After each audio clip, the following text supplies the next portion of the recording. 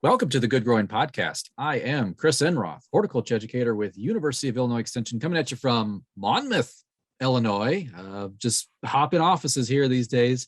And we have got a great show for you today. We're going to be chatting with Phillip Alberti, a commercial ag educator, and we're going to be talking about hemp. But before we get to Phillip, we have to introduce our co-host with us every single week. We have local foods educator Katie Parker in Adams County. Hey, Katie. Hey, Chris. How are things in Monmouth? Oh, good. I had to blur out the background. People don't want to see that back there. It's leftover fair stuff. And it's all of the blue ribbons that didn't get awarded, which, as we all here in Extension know, they all get awarded. So You should feel like a blue ribbon today. I should. I've duct taped them to my back. So when I'm walking away, people know who I am. Right. Yeah. That's right. Well, how are you doing in Adams County, Katie? Can't complain. It's some nice warm weather. So things are just growing like crazy. Is it warm? I thought it was just me. So yeah, warm and humid. That's right. That's for sure. And someone who I know is loathing this type of weather is our resident Viking here, a horticulture educator, Ken Johnson in Jacksonville. Hey, Ken. Hello, Chris and Katie. And it is disgusting outside. I feel like I'm back in Florida. It's just disgusting. Our windows, when we woke up this morning, were just coated in water. It's just like, what? It hasn't rained. So it's just that humid. Yeah. I was doing some work in the yard this morning and I could wring my shirt out after being outside for about half an hour, 45 minutes.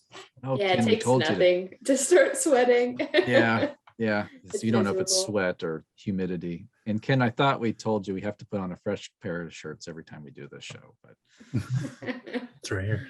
Okay. It's freshly starched, it seems. Yes. So, well, Katie, we have an interesting topic for today. We're going to be delving into the world of hemp. So let's introduce our guest for today. So we are joined by commercial ag educator Phillip Alberti. Phillip, welcome to the show. Chris, thank you for having me. So, Phillip, a little bit of reference for folks. Where are you located, and tell us a bit more about where you're at and what are you doing there. Sure. So I'm located in Freeport, Illinois, but I am a unit educator. So I handle a wide area in northwest Illinois. Stevenson, Joe Davis, Winnebago counties is kind of my home turf. And I started off the job as a typical row crop producer, or row crop educator, and over the last 3 years has really kind of transitioned to the industrial hemp production, where that takes up 90% of my time. I don't think anybody cares what I think about corn or soy anymore. It's all about hemp. And so I am the resident hemp guy for the state of Illinois. But yeah, primarily located up here, work on the Highland Community College research. There's a research center here that we kind of work with the ag students to do some trials and also coordinate trials across the state. I work in both corn and soy, but again, hemp is the primary area of focus the last few years. Well, I am very happy you're here because hemp just so happens to be the topic of the day. And so when we dive into hemp, there's so many terms out there that you have done classes in my neck of the woods, and I've learned so much every time there's a field day or a workshop that occurs. But let's get into some definitions, because I think a lot of times folks, when they say like, I specialize in educating growers on hemp, they're thinking something else. So can we talk about what is hemp, or like industrial hemp? Is it the same as cannabis or marijuana? Are we talking about the same plant? What's being grown here in Illinois? Yeah, it's a great question. To be honest, there's really not much difference between what we classify hemp and cannabis or marijuana. The reality is they're both, if we want to look at taxonomy, they're both classified as cannabis sativa. The only distinguishing characteristic that will determine whether one plant in the field is cannabis, marijuana, or if it's hemp is the amount of THC that is in the plant. And THC is a psychoactive component found in the cannabis plant. And that is one of the regulated compounds that really determines whether or not we are dealing with, say, hemp or marijuana or cannabis. I like to think of it as the difference between field corn and sweet corn.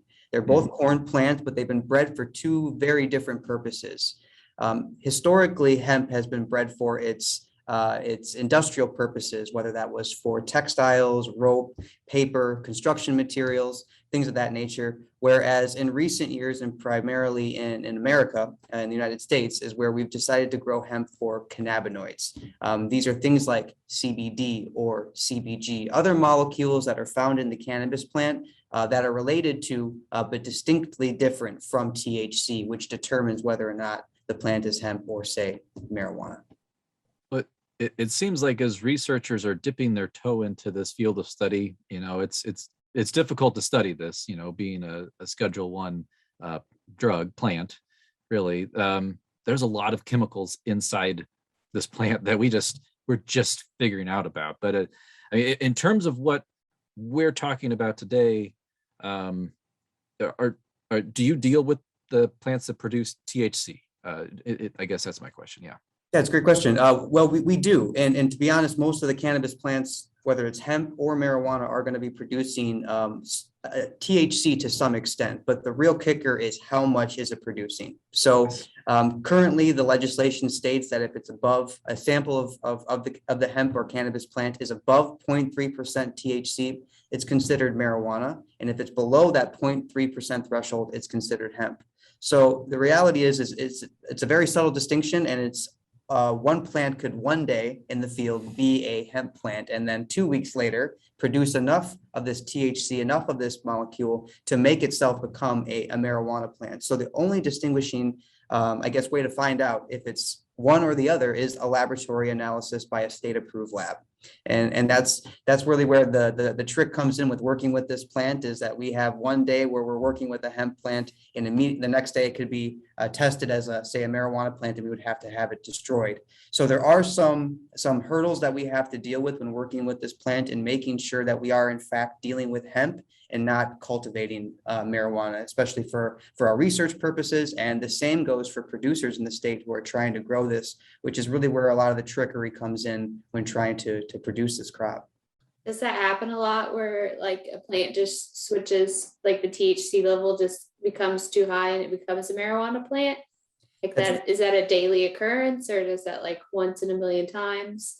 It's a very common occurrence. I think most of the plants that are out there, most of the cultivars or varieties that growers are growing, if they are not careful, if they're not monitoring them throughout the season, will eventually go with what they'll go hot, which means they go above that limit, and where one day they could have been fine, the next they are now over that limit and will have to have their crop destroyed.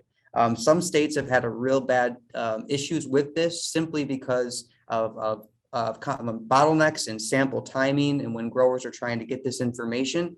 And it can happen very, very fast, but it depends on the variety that you're growing, how quickly it'll accumulate these plant compounds. But I think it's very important for folks to understand that for the most part, these varieties or cultivars will go above that limit if they are not harvested at the appropriate time. So for today, we're going to focus on hemp. So if you want your marijuana information, you'll have to go somewhere else. It's the after show. Late night. Good growing after dark.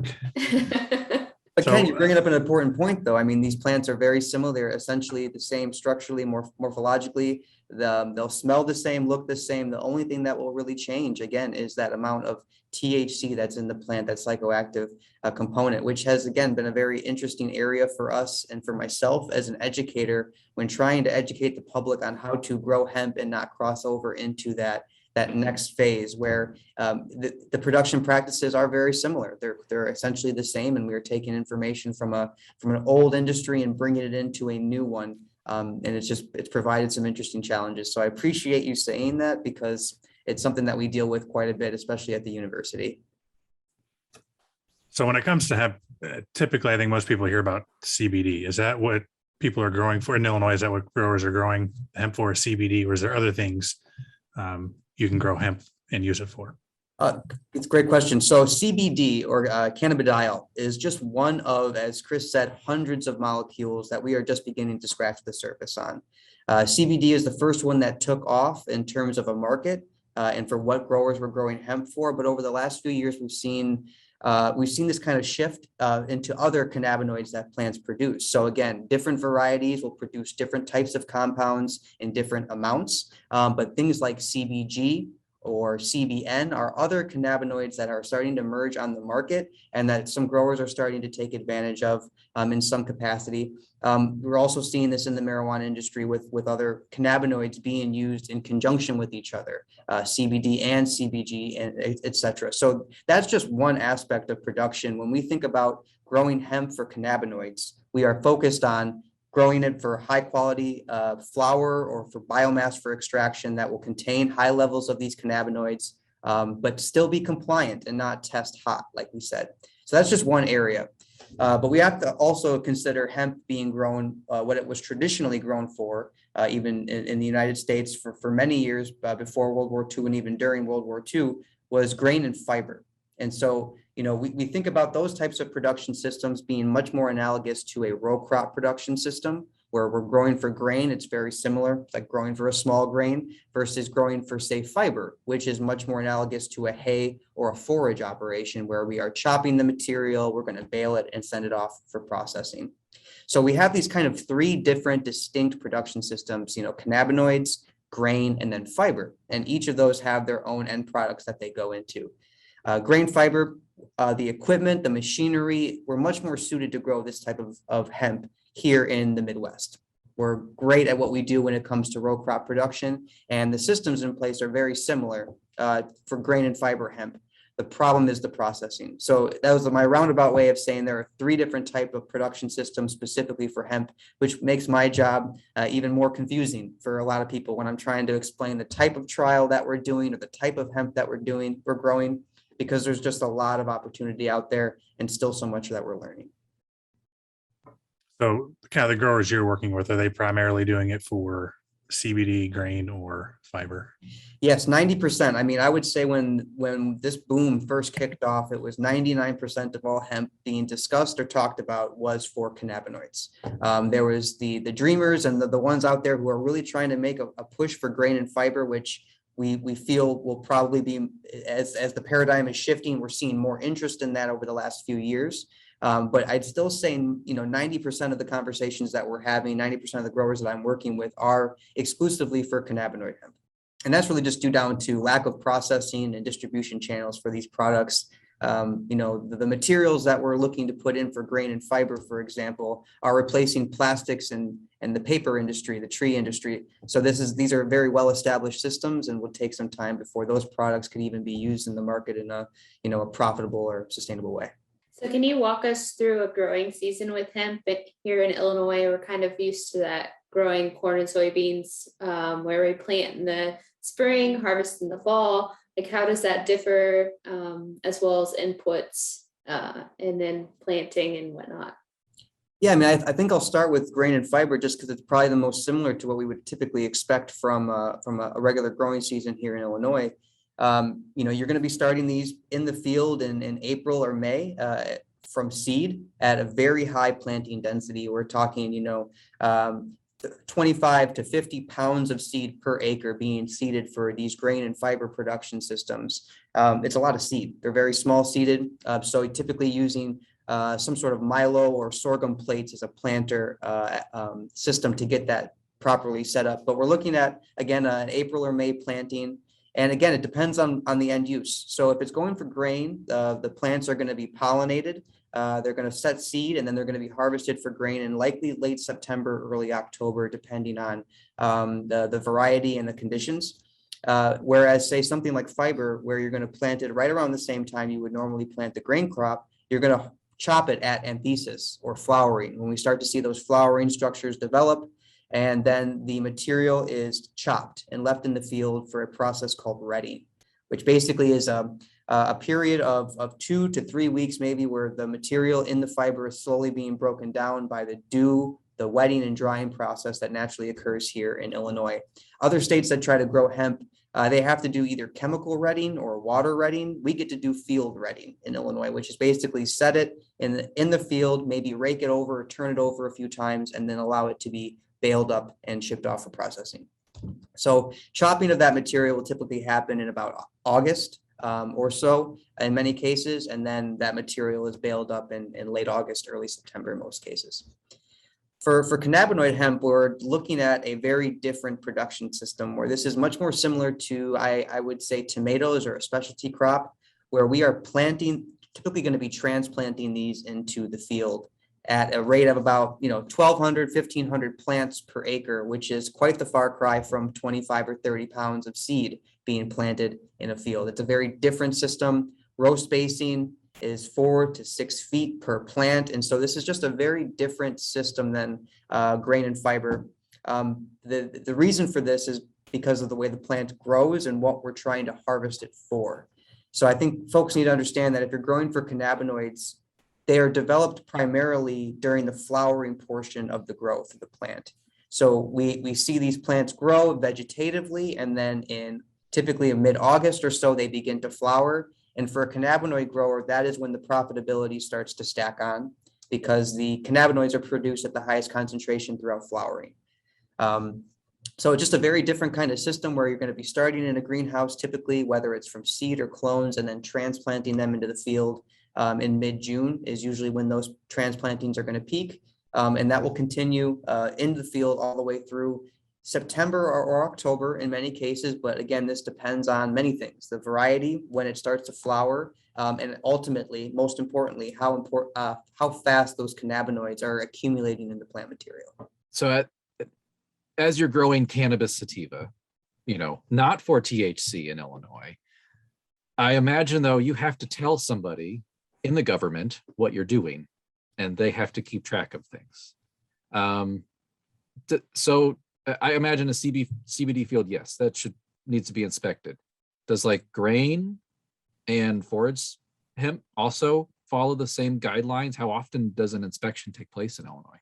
It's a great question, and you're absolutely right. This is something we don't really deal with with corn and soy from a regulatory standpoint. But yes, if you are a grower of hemp, and this goes not just for regular producers, but for any university researchers, you are required to have a permit through the Illinois Department of Agriculture to conduct this type of work, whether it is for research or for production. And you have to follow the guidelines set forth by the IDOA. They are extremely similar regardless of the type of hemp that you are growing. And so while currently most of the concern regarding THC is surrounded in the cannabinoid space of hemp, grain and fiber producers are still required to produce hemp that is compliant and have it be tested, and also do the similar reporting to the Department of Agriculture as if you were a cannabinoid hemp grower. That may change in the future as we learn more about which varieties don't need to be tested quite as often, or we just learn more about these types of plants. But as it stands right now, there really is no difference regarding your sampling and reporting requirements, despite the type of hemp that you grow here in the state of Illinois. But yes, it's a very kind of stringent process, and something that growers are strongly encouraged to read all of those rules and regulations prior to getting a hemp license, because it's not the easiest thing to grow, and we still have limited information on how to harvest, when to harvest, let alone for this crop. And then looking at a specific variety, we have a lot of work to do there. So with these inspections, and if somebody sends a sample off to get tested, what happens if their hemp has too much THC? What happens to those plants then? So by the requirement right now is that growers are required to alert the Department of Agriculture within 30 days prior to their expected harvest date. This allows the Department of Agriculture to, if they choose, because you are subject to testing, if they choose to send a sampling agent out, they will sample your field and essentially determine if that hemp is compliant or not. In some cases, the Department of Agriculture will not get sent for an inspection, but you are still required to prove that the material that you are possessing or harvesting is compliant with, and that you are sending these material off to a state-approved laboratory, of which there are 6 in the state of Illinois. So there are many laboratories that run analysis, but if it's not a state-approved one, it doesn't matter. To the Department of Agriculture, you have to follow those specific rules and guidelines for where those hemp samples get sent off to. So essentially what they do is they'll come out, they will take a sample following the USDA sampling guidelines for when and how the plant material is to be sampled. They will send it off to a laboratory and determine the amount of that THC that is in the plant. And based on just that one value alone, the Delta 9 value in the state of Illinois will determine whether or not you can harvest that material and have it go into the supply chain. And again, that number is 0.3%. Just to give a little bit of a comparison, I suppose many of the marijuana strains that are out there currently are testing above like 25% THC. The threshold for hemp is 0.3. So a very big difference in terms of the amount of THC, that psychoactive material that's in these plants, as opposed to that industry. And Illinois uses the USDA threshold, correct? I've heard other states have a bit of a higher one. Is that correct, or is that incorrect? There's been some letter of the law and spirit of the law interpretations of the hemp bill, and ultimately each state is using the USDA rules for guidance, but is allowed to make their own state approved plan that the USDA will approve. So we have kind of the federal program, which most of the country will follow, but then within that, each individual state, and it depends on the state that you're in, which rules you're going to follow, because it could be that you're following the USDA guidelines, like a state like New York, who's deferred to make their own state plan and said the USDA should be the rules that they follow, versus say here us in Illinois, where we have our own specific set of rules that we're following that are similar to the USDA's, but not exactly the same. And specifically relating to total THC and delta 9 THC, very important terminology that we can discuss shortly here, but you're going to have to make sure that you're following the rules and regulations for the state, tribal, or essentially the nation that you're in, but make sure that you're following those to the T. So I've been hearing about people spraying their hemp with Delta 8. What is that, and is this something legal to do? So Delta 8 THC is probably one of the hottest trends right now, or the hot button issues in hemp production across the country, for a few reasons. And really what Delta 8 THC is it's another one of those cannabinoids that gets produced by the plant, but the hemp plant and cannabis in general, for the most part, does not produce Delta 8 in significant amounts.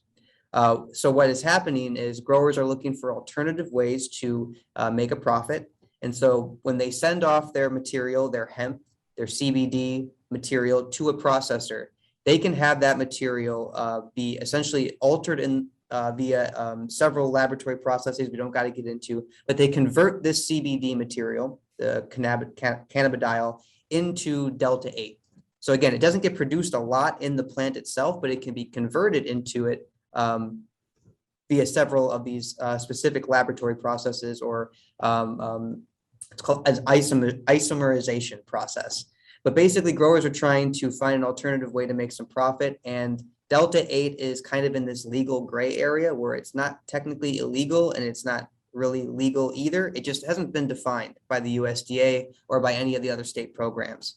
And so slowly what we're starting to see is some states are prohibiting the sale of it and not allowing it to go into the supply chain, because Delta 8 THC is psychoactive and is very similar to some of the other cannabinoids like THC that we're concerned with.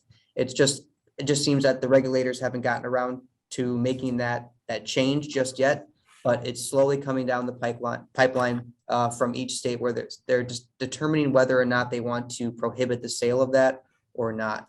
But it's kind of an interesting situation right now that growers are trying to find themselves in, where we have an oversupply of hemp material, whether it's flower or biomass for extraction. Some growers even have an excess of the CBD oil itself. And so they're just looking for alternative ways to convert that material into something that has profit potential. And right now that's Delta 8 THC. And so they're using, it's called hemp-derived Delta 8, because it doesn't grow a lot in the plant itself. It has to be derived from plant material that's already been grown in the secondary extraction process. It feels like this whole last couple of years, the world of CBD, hemp, all of that has just been ahead of science. And it sounds like this Delta 8 thing is just another one of those things that they're just, it's hard to keep up, I suppose. It absolutely is. And, the lack of kind of regulation around some of these products, and just the fact that there's, it feels like every day we're learning about a new cannabinoid that growers should try to grow for, or that there's a market for. It just keeps changing. It was CBD, then it was CBG, and now it is Delta 8. It seems like the hot button one. It just goes to show that this is such a new plant. Not very often does such a well, or a material or a plant that's not studied like this becomes just legal out of nowhere without any previous research, specifically here in the States. I mean, you can look at other countries who are a little bit more well documented in their studies on cannabis as a whole, but as at the USDA or here in the country, in the US, we have to follow specific testing standards, safety standards that were designed by the government. So regardless of the information that we have publicly or from these other places, it doesn't necessarily apply to how we're enforcing or making regulations surrounding these products. And that extends not only into, what these molecules are and which ones should be regulated, but the products themselves and how they're regulated from a safety and health standpoint for consumers. I think we're going to dive into regulations here in a bit, but this sounds like such a risky crop, Phillip. And maybe it's just our pathway of discussion, but you mentioned kind of a glut in the market, and just that risk of increase of THC. I'm curious. Okay, so I read an article. There was a greenhouse researching this, and they were able to replicate THC increase in a very controlled environment. I know a few years ago, chatting with other CBD growers, they're saying, well, we think it's might be related to the drought. There's maybe an environmental stress. Do we know, and you spoke on this a little bit already, but do we know specifically what's the cause? Is it genetic? What's happening inside the plant? It's a great question. We think, we're quite confident at this point now, that it's mostly genetic is really what's going to determine, not even just the amount of cannabinoids that are getting produced in this plant, but the ratios and how they're being produced in accordance with each other. Cornell University did some really great work, Dr. Larry Smart out of Cornell, and they really pushed the emphasis on looking at environmental stressors and its impact on THC production. In many cases, environmental stresses, while they altered the amount in total of cannabinoid that got produced, they did not alter the concentrations, which is a very important distinction. And especially from a regulation standpoint, when we are looking at a concentration, 0.3% of the material versus say, a total or a yield, how much total cannabinoid did it get produced? Again, it's a concentration. So that's a very important thing. So we really believe in just even the work that we've done here at the University of Illinois with the Midwestern Hemp Database is that we're really seeing that for the most part, we're looking at stable genetics that are producing compliant crops. And the reason this is such a concern is because there's not seed certification. And so we have a lot of folks out there who think they are breeders putting material out that is not stable, where it's really more of a cultivar, it's being maintained, but it's not going to produce true to seed and it's not going to produce reliably. We're seeing this, from the growers we work with, we're seeing this in the variety trials that we're putting on ourselves, just a lack of stability. So for the most part, genetics and finding a good, stable, a good breeder, a good seed company with a history, a proven track record is going to be very important. But for the most part, environmental characteristics are not going to alter compliance as much as we originally thought. All right. So say you've successfully grown your hemp, it doesn't get too hot. How do you go about harvesting that? Maybe you've kind of hinted at this already. And then once you harvest it, who's going to buy that hemp from you? Well, this is going to be a long answer for you. So it depends. When we first started growing hemp 3 years ago, it was like these two different channels. You could grow it for high quality smokable flower, or you could grow it for biomass for extraction. Well, that was before every state in the country decided they wanted to grow hemp. And so we went from having, where supply and demand, there was such a small supply and a high demand that it didn't matter what material was on the market. Growers were finding processors because they just needed to fill the orders. But then over the last few years, there's such a high supply of material that nobody really wants what we were calling biomass for extraction, which was, use a chopper, go out there and chop this material, dry it, put it in a bag, and then take it off to a processor for extraction. That just ain't going to cut it anymore because the value, the quality is just so low with the amount of material we have. And so what we really kind of found is we found a shift away from this term biomass, where everybody is now just growing high quality flower for extraction. So what does this mean? They're not out there chopping it anymore. They're growing less acres, growing higher quality plants, and in most cases, hand harvesting or using some sort of machinery that keeps the quality of the material intact. And that's just the first part. That's the harvesting. There's a whole other, backside of this, which is the drying and storage of this material and manicuring, where you're essentially trimming the floral material to give it to, again, a higher quality. So it's this whole other process on the back end that growers, I don't think we're necessarily aware of coming from other crops, where you have to dry this material and prevent it from molding. You have to trim it and kind of manicure it so it's a higher quality, higher concentration of cannabinoids. The processors find it attractive. But there's just so much work that goes into this. If you ask any hemp grower how long it takes them to even, dry or cure one hemp plant, and now think about acres and acres of this material, it's a very time-consuming, labor-intensive process, and it's just a lot more work, I think, than people gave it credit for, which is, indicative of the acreage decrease, the number of growers that we currently have versus, say, from 2019. It's reflected those changes in the realistic expectations that growers have for growing this material. So now where do you go with it? Theoretically, you'd have a processor that takes this material off your hands. You'd have an elevator that you could take this material to. We don't have any of that. I've been working in this space for 3 years now, and the reality is I still can't tell our growers where to go with the material most of the time, because we don't have large scale processing that's taking place right now. And if we did, they're not very visible because they don't need to be. They have enough material, they have access to this material, it's not hard for them to find. But we're not given a list of processors. Some states, for example, have a lot of that material. If you're a hemp grower processor and you're licensed, all of your information is publicly available. People can contact you, find out where you are, and maybe make a business transaction with you. We don't really have that here in Illinois, which has made it very difficult. And a lot of the processors that we do have are vertically integrated. So they're growing their own material, they're processing their own material and distributing it themselves, which is a very, more sustainable business model if you can go that route, because you really don't need that much material to keep production going, to keep the processing going. So theoretically, that's where we'd like to be able to send folks, but it's just really hard to find a legitimate processor who's, kind of continually operational and ultimately at a price that the grower can sell the material at to make a profit. So that's kind of like the long answer of what this kind of journey would be like as a hemp grower. And the reality is we don't have too many answers for folks right now because of this. And then we could talk about too, the lack of regulation surrounding these products, the testing of them, and how that's also impacted what processors are doing, the decisions that consumers are making as far as where they're buying their product. It's not just good enough for it to be locally grown or locally processed. They want to know more about it. And so there's a whole bunch of kind of hurdles that growers were allowed to grow this crop, but they weren't necessarily showed how to grow it properly, or here's how you get rid of it. Here's how you make a profit on it. And so, we're 3 years in and we're still just scratching the surface on those questions and trying to figure out what a good equilibrium is for supply and demand right now. But we still have material from 2 years ago that processors are trying to get through, or that growers are trying to unload. Oh, that would be kind of nerve-wracking.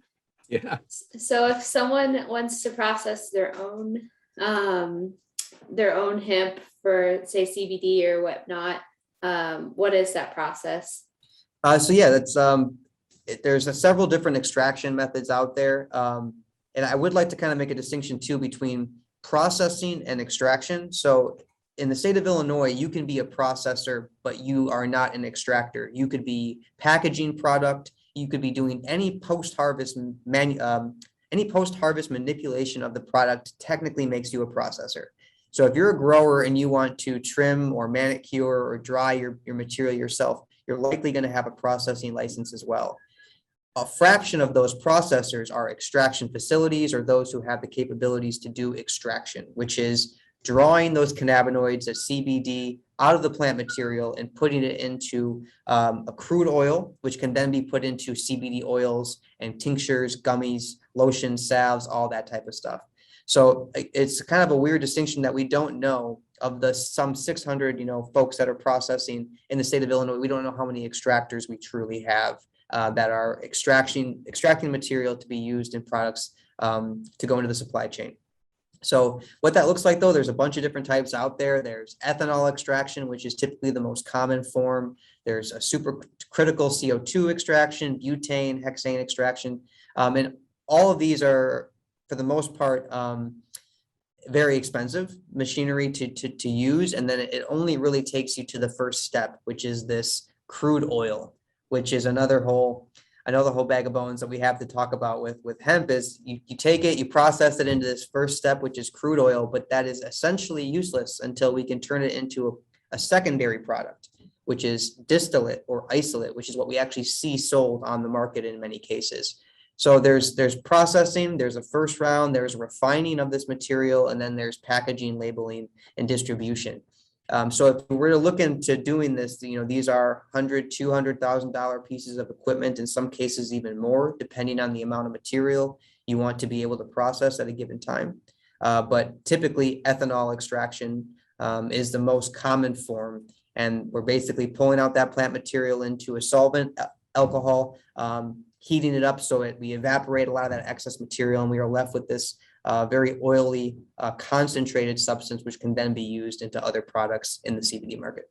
So, okay, speaking of the CBD market, there are so many claims out there too. And Phillip, I think you and I were in the same room once when someone said you should feed your old dog CBD because it turns them into puppies. And you could feel like, I think I saw a vein pop out in your forehead. I definitely gasped inaudibly, but it was, and all of the scientists in the audience were like, yeah.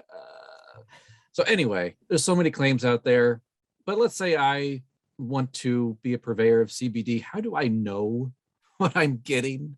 Does it work? Like, does it do what people say? Like, what's some of the science say behind this stuff? Yeah, I think the real interest around CBD became because of the materials, gosh, I'm gonna get the name wrong here, but there are several CBD specific medicines that have been created, and the name is eluding me right now, but it's used to treat seizures in those who suffer from epilepsy, and it's been proven to be very successful in treating that. But this is a very specific, it's a very targeted and a concentrated formulation of CBD and cannabinoids that is used to treat these ailments. There's been tons of research and tons of literature, both here in the States and elsewhere, supporting the use of cannabinoids for their potential in treating other disorders. But we don't have enough to say one way or the other how true they are. And ultimately, it comes also down to the product itself that's being sold. So how do you know what you're getting? Well, first off, every single product that's sold should be tested. It should have usually a little QR code or a link to the results of what we call a certificate of analysis, which is this material or its batch where it came from has been tested, and this is the results of that test. The problem is that's not really regulated, and you can't just take for granted that because it's on the label, it's on this material, it's being sold in stores, that it's going to be what it says it is, like it would be for any other product that you buy. I mean, if you go buy some Cheerios, you're not worried that it's going to have, wood chips in your Cheerios. You're very confident that it's been inspected, there's a process, there's health and safety standards that are being followed, for the most part. And so that's what you're expecting. But with CBD products, and this goes tinctures, gummies, all that stuff, is it's very easy to essentially fake a lab report. If folks are savvy, they can create accounts, they can manipulate documents. And so even if you see this certificate of analysis, or you're able to verify, this looks like a legitimate product, that could be a fake report. And so there's no regulation right now that says, hey, this is a material, this is a lotion, it needs to have this, and this on the label. It needs to have been tested in this, and this way. And you can feel confident of that. We don't have any of that right now. Wow. So you are left as a consumer to either trust the company that's selling these materials to you, or to do your own independent investigation. And what does that look like? That means calling the laboratory for the certificate of analysis. That means looking at the batch number of the product and verifying that, yes, it was in fact this company, inspected this material, and this is the results. So you know what you're getting. There's no overwatch, who watches the watchman type thing. There's none of that going on right now in this industry. And so if you find a store, in a lot of these tobacco shops or little gas stations that are selling this material, it's just a grower who got this material, they packaged it, they labeled it, and they have agreed to sell it. And that's as far as it goes.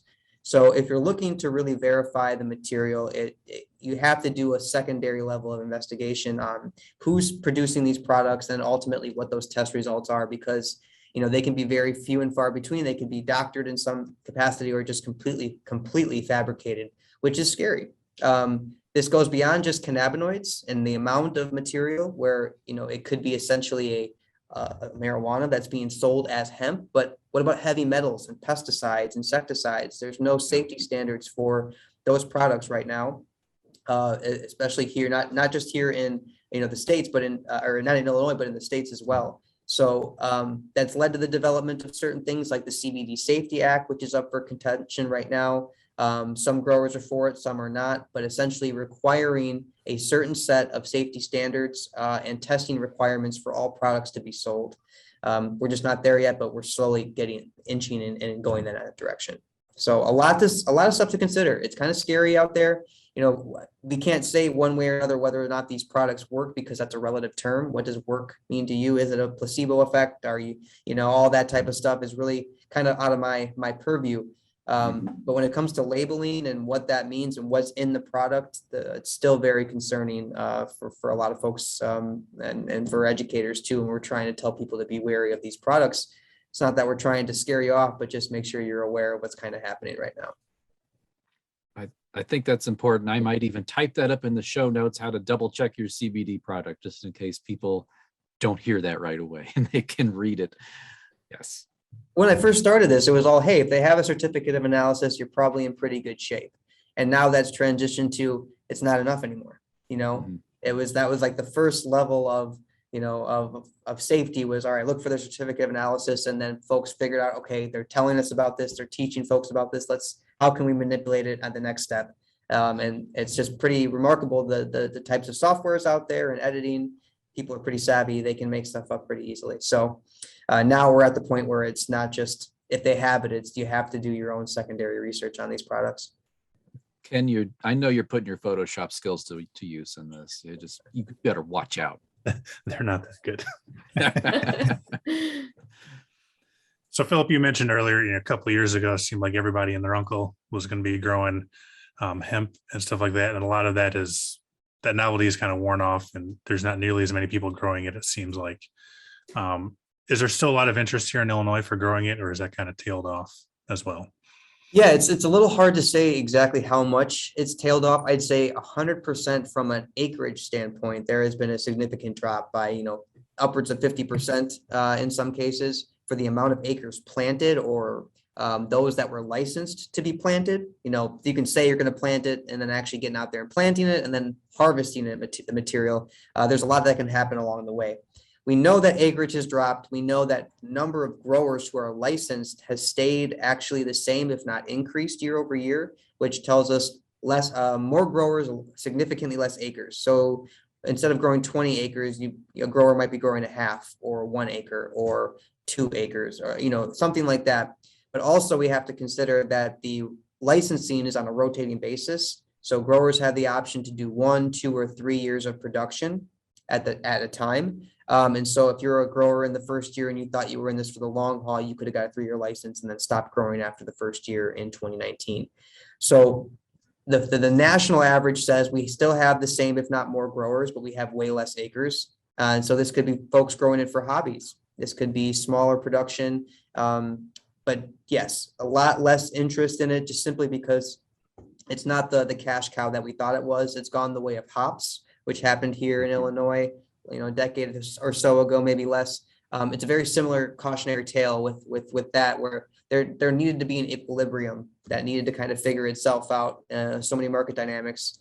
But I find it fascinating that the CBD market is growing as a whole. Consumer-based products are increasing, yet growers still can't find a way to get rid of this product when we're selling more than we ever have for CBD products. It's in everything from treats for dogs and animals to to lotions and salves and things like that. But it still just hasn't trickled down yet into the grower space. And there's hope that there will be a rebound in the coming years, where there'll be an opportunity.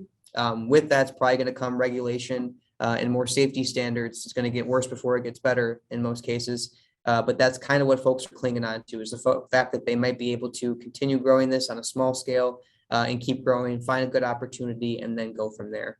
But it'll be hard to say that 3-year kind of rotating license will be for next year. So I think, 2022, we'll kind of see this full cycle of what's happened and be able to really tell, do we have more growers or do we actually have less? And it's just inflated by these licenses that we have.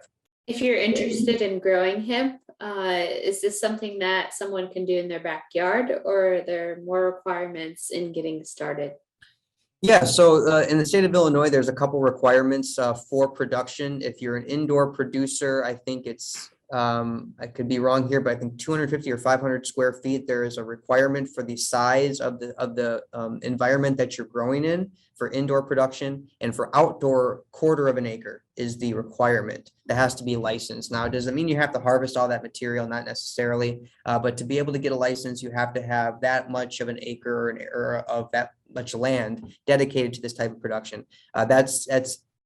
Take all that information is taken in when you apply for a license.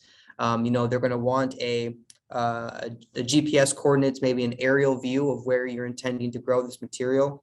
But it does have to be classified as a farm. So that is a very loose term in the eyes of the departments of agriculture. There's a lot of things that can be farms. So ultimately, you'll have to apply, and they will determine whether or not they will give you that licensing. I would say, no, we're not going to be growing hemp in your backyard in urban Chicago. It's probably going to be, more of a rural type thing, or specific growing indoor facility dedicated to this type of production, greenhouses, etc. So backyard grower, yes, but it depends on what your backyard is. The requirements for it are not really different than any other specialty crop. It's high input, labor intensive. There's no herbicides, insecticides, pesticides that are approved for hemp in Illinois. So you're using basically organic control methods right now. Plasticulture, tillage, cultivation, those types of things. So that's typically how it's grown. And again, because of the size requirements, you're not just growing 2 or 3 plants in your backyard and getting a license. It's going to be a little bit more than that. For those that are currently growing or have grown in the past, is crop insurance, does it cover hemp yet? Yes, it does. There is multi-peril crop insurance right now. The problem is that if you have to have a year under your belt of hemp growing experience to get the insurance, so they can set a standard for yield and for what that compensation might be should something happen. So it's, again, a new thing. So your first year growing hemp, you're going to be, without a paddle when it comes to with insurance. And then even still, there's it's in kind of a weird phase right now, because some insurance is going to require that you have a contract ahead of time, or a buyer for them to insure the material, which, again, honestly, if you don't get into this unless you have a good line or a contract ahead of time to sell this material. Otherwise, we just really don't know where you're going to go with it for the time being. So yeah, it's just a lot to consider with that. Well, Phillip, you mentioned that there's no pesticides labeled for this crop, so there must be no pests, correct? Nothing must eat or disease hemp. No, or am I totally wrong? I think that's one of the urban myths. Just like that, you can grow it's ditchweed, so it can grow anywhere. That's not the hemp that we're talking about. That's old hemp remnants from World War II, or from even further. That's been essentially naturally selecting itself in our ditches and roadways, and that we've been trying to eradicate, and it just keeps coming back. That is not the same hemp that we're growing for cannabinoid extraction. So pests, absolutely, there's pests. We have so many of them out here in corn and soy country, and a lot of them will move over to hemp. Whether to say they are economical, we just don't have enough information yet, what those thresholds are, what causes enough damage. And essentially too, for cannabinoid hemp, you're focused on the flowering material, so not the foliar, the leaf structures. So there's a lot of leaf diseases, foliar diseases out there, but the insects that like the leaves, but they don't necessarily like the floral material itself. So there's just still so much that we're learning. But yeah, corn earworm, Eurasian hemp borer, corn borer, they all find their way in hemp just fine. And Japanese beetles, you'll see them on hemp quite a bit, and then as soon as the corn starts silking, they move right on over to the corn. So we have a lot of insects, a lot of diseases. We're working on a catalog right now, so sending samples into plant clinics, figuring out and actually saying, or categorically, this type of disease or this fungus is present here in Illinois. These pests, we're still building out that catalog, but It's not universally resistant to these crops. It is resilient, or to these pests. I mean, it is a resilient plant, but it definitely has pest problems out there. And it depends also on the variety too. We're noticing that right now. Okay. Just curious, is the U of I plant clinic, can they accept hemp samples? They can. We are looking primarily right now only specific to the floral material. To the foliar material. So leaf, stems, and roots. They do not are not permitted to take floral samples for disease, but foliar samples absolutely. So you mentioned ditchweed earlier. So if somebody's out and about and they find a hemp or marijuana plant out in nature, what should they do? Don't grab it and put it in your car and start driving around. You have no idea what you are putting in your car. And if you were to get pulled over and get tested or something like that, there's a good chance it could contain too much, of that THC component. I would say in any case, if you're looking to eradicate this material, if you want to contribute to research where we are doing plant collections of that feral material to incorporate into breeding programs, reach out to us. Don't go on a personal little journey of collecting hemp, especially if you're not licensed or it's not on your land. Those are things that you have to be very cautious of. But in any case, being permitted, having a license and if not, reaching out to us because we are licensed, we have the permits to come out and make those collections and things like that. So it's just very important that folks understand that even if you're not sure of what the material is, if you ultimately get you can get in trouble for it. You have a material that could be either marijuana or hemp, and you simply won't know unless you get it tested. But we are very interested in doing these collections because we basically have nature selecting these genetics for us over many, many years, and we want to reclaim some of those legacy traits just in case we want to incorporate them into breeding programs. So we spent a long time trying to burn and eradicate this hemp, and now we want it back. And we are trying to collect it so we can preserve the genetics and hopefully use it. It's actually pretty cool. I was just on campus. Dr. DK Lee has a plot out there on campus for grain and fiber hemp where they are growing out the feral populations that we collected over the last few years. They're assessing them for good traits. These things are 10, 12, 13 feet tall, and hopefully incorporating those into breeding programs. So it's pretty neat to see the evolution of this and how material we collected 2 years ago was grown in a greenhouse, increased for production, and now is out in the field finally after a couple of years for breeding. So contributing to that, Western Illinois University, Win Fippen has been leading the charge on that. If you're in Wisconsin, Shelby Ellison from UW-Madison, and down here in Illinois, DK Lee or myself, reach out and we would be glad to come scope out some areas and do some sampling. Well, that was a lot of great information. Phillip, is there a online resource, anything like that we can link to in our description? Yeah, so the Midwestern Hemp Database is actually a project that myself and 3 other researchers from Purdue University, UW-Madison, and Michigan State, we've all worked together to consolidate information on variety performance and production strategies for growers over the last 2 years. But not just that, we have a lot of good information on cannabinoid development and what these varieties are producing, what growers might be able to expect in terms of a growing season, the growing season calendar. When will these varieties be flowering? When do I expect to harvest them? And then also sampling. The data that we've collected, we have over 750 samples that were submitted last year for a cannabinoid analysis that will change from year to year on how these varieties performed. But we're going to be doing this testing again this year. And it's just an opportunity for growers to, one, contribute to data collection and kind of data sharing, where we've provided discounted